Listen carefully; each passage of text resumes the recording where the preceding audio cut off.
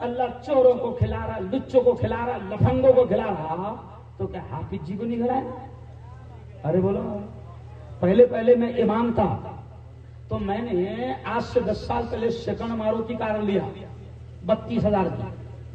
کتنے کی؟ اب پورے محلے میں بات پھیل گئی, کہاں سے آ رہا, کہاں سے آ رہا. پھر بعد میں مجھے سننے میں ملا چاروں طرف سے آ رہا, چاروں طرف سے آ رہا. مجھے جیسی پتہ چلا تو میں نے جمعہ کے بیان میں کہا, ارے بے وقوفو, 4 طرف سے نہیں آ رہا, 2 مین سائڈ تو تم بھول گئے, 6 طرف سے آ رہا.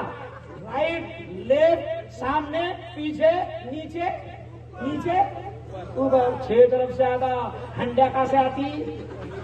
ارے بولو نا.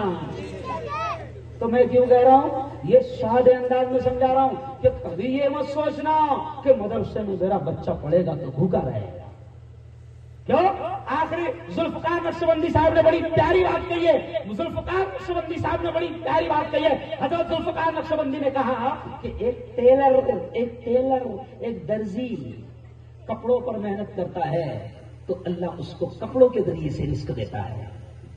ایک مستری, ایک ٹھیکیدار اینٹ اور سیمنٹ پر محنت کرتا ہے, اللہ اس کو اس سے رزق دیتا ہے. کیوں؟ ایک لکڑی کا بنانے والا ستار لکڑی پر محنت کرتا ہے, کرسیاں بناتا ہے, ٹیبل بناتا ہے, اللہ لکڑی اس کے ذریعے اس کو محنت دیتا ہے. تو شیخ ذوالفقار نقشبندی نے کہا, ارے پاگلو, جو اللہ کا بندہ رات دن قرآن پر محنت کرتا ہے کیا اللہ اس کو نہیں دے گا؟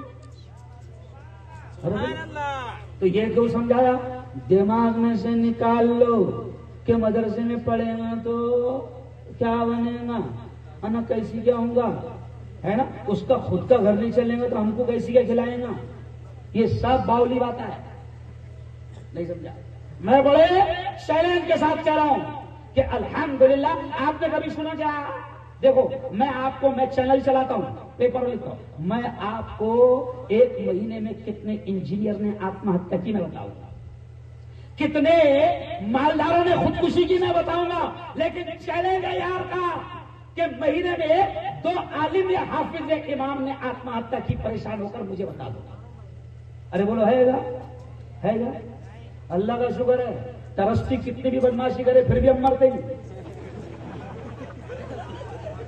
ارے بولو صحیح ہے. یہ اس لیے کہہ رہا ہوں کہ دماغ میں سے نکال لو. چلو آؤ, اب میں آپ کو